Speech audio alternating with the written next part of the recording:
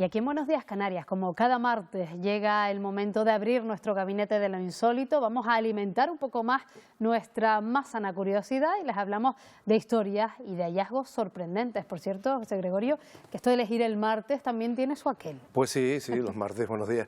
Los martes tiene su tradición mágica también y bueno, ya sabes, si que hay interés, pues es conveniente tener cierta precaución. El martes es el día de la guerra, del rojo, en fin. Un día tendríamos que hablar a lo mejor un poco más con calma de lo bueno y de lo malo de estos días. Y hoy queríamos hablar, lo decíamos en nuestro sumario antes de irnos a publicidad, decíamos no se muevan porque vamos a hablar de personas que teóricamente están muertas, pero puede que estén vivas y viceversa. Sí, bueno, sí, la semana pasada se nos quedó un poquito en el aire un tema conspiranoico muy popular en el mundo del cine y sobre todo de la canción, que son celebridades que en un momento determinado o fingieron su muerte, y por lo tanto los damos por muertos, los velamos, los lloramos, pero siguen viviendo de forma clandestina o siguieron viviendo, porque en algunos casos ya ha pasado suficiente tiempo. No solo es una creencia, sino que claro. En algunos casos. Y después están aquellos, el caso contrario, es decir, que los consideramos vivos y murieron.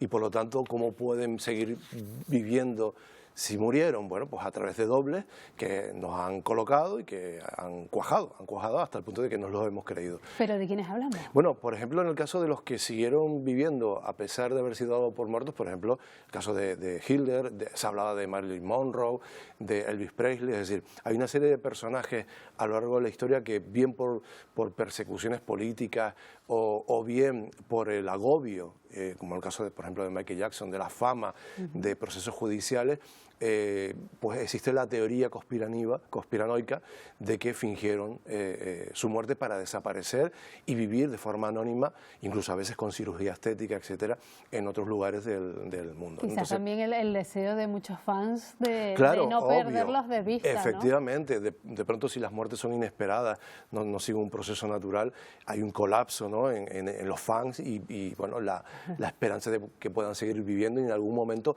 regresar, bueno, pues eso es casi un sueño, ¿no? para los más fieles seguidores, ¿no? Bueno, en algunos casos concretos es mejor que sigan muertos, ¿no? Como lo que estamos viendo.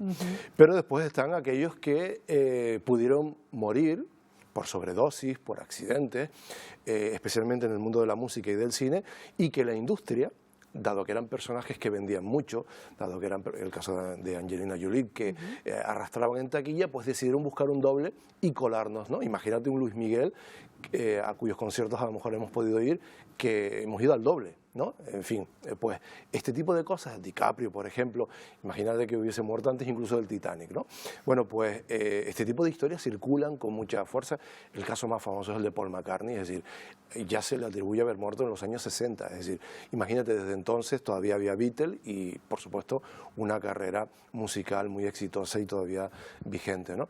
Imagínate que haya muerto hace X tiempo, ¿no? X años, ¿no? Bueno, pues esto tiene mucha fuerza en el mundo de los fans y son historias muy peculiares, ¿no? Bueno, hay que decir que son teorías y que son creencias, hombre, pero ellos están vivitos y coleando. Evidentemente. De hecho, Luis Miguel creo que tiene un concierto ahora próximamente en nuestro país. Y que siga así, ¿no? Que siga así hasta que llegue al concierto, ¿no? Por lo menos, ¿no? Y por mucho tiempo más. Pero sí, es la expresión más popular de las teorías de la conspiración, que en algunos casos son peligrosas y en otros, como en esta, son pintorescas. Sí, son anecdóticas. Anecdóticas.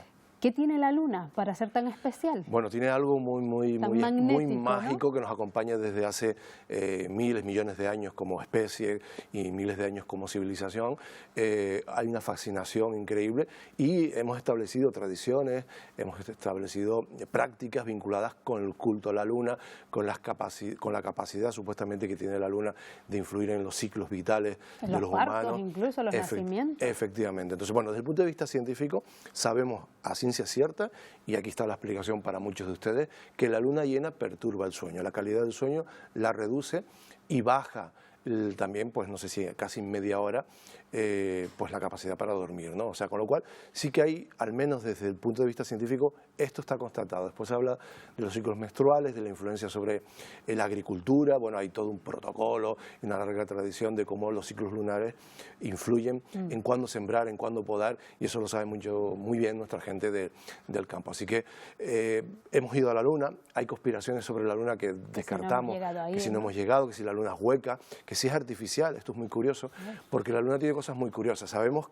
objetivamente, científicamente, que posiblemente se formó por el impacto de un planeta parecido a Marte, de ese tamaño, contra la Tierra, un choque de bolas de billar, ¿vale?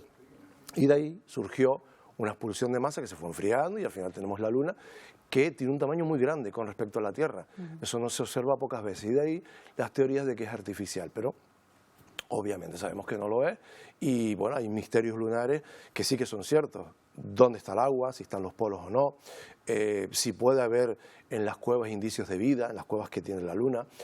Por ejemplo, hay un hallazgo muy interesante de un bloque de granito que 50 kilómetros de profundidad, con una extensión enorme, que tiene desconcertados a los científicos. ¿Qué hace ese bloque de granito ahí? O sea, y los fenómenos lunares transitorios, que son unas luces que se vienen observando desde hace siglos, con mayor precisión, hoy están filmadas por parte de los astrónomos, que es algo muy curioso. Son luces que brotan de la Luna, que no se sabe muy bien cuál puede ser su causa, si a lo mejor son gases que salen, que tienen que ver con esos viejos volcanes que antes bueno, pues pululaban por la Luna, ¿no? O sea, que tiene muchos misterios reales y otros que son mitológicos. Y no sé si la Luna es uno de esos lugares a los que hay famosos incluso que están pensando en mudarse. Sí, lo hablamos en su momento. La Luna y Marte es uno de esos objetivos también conspirativos o conspiranoicos de destino en caso de que las cosas se pongan mal. Además, la Luna fue objeto en el año 71 de un experimento muy curioso de telepatía por Edgar Mitchell, un astronauta, el sexto que pisó la Tierra, iba en la Luna, perdón, iba en el Apolo 14, hizo un experimento que se los ocultó a la NASA de telepatía y con un éxito bastante singular. Mitchell fundó el Instituto de Ciencias Noéticas, que es conocimiento intuitivo, noética es el concepto, y este instituto acaba de hacer público, sigue funcionando después de su muerte, un experimento de telepatía telefónica.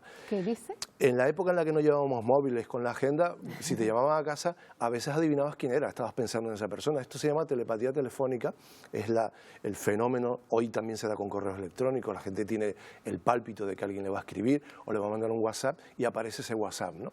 Bueno, pues esto se ha estudiado muchas veces y el último estudio es de hace un mes y medio aproximadamente que se publicó y vuelve a demostrar que la telepatía telefónica funciona, especialmente cuando la persona que va a llamar en los experimentos le pone una intención especial, una voluntad especial a la hora de llamar y pensar en la persona que va a recibir la llamada. Evidentemente, el fenómeno está en quien recibe la llamada y es capaz de adivinar quién está llamando, ¿no? Me imagino que cuando existe un vínculo entre esas dos personas, efectivamente, es más sencillo. el vínculo es más sencillo, lo emocional aporta un plus digamos que refuerza este tema. Ha sido investigado muchas veces, lo de la telepatía es un tema para un programa, porque la ciencia en su mayor parte admite que existe, pero quizás no de la manera cinematográfica, de la manera fantástica en la que lo podemos de alguna forma expresar, ¿no? Pero la telepatía, incluso tecnológicamente, estamos muy cerca de ello, se ha podido constatar,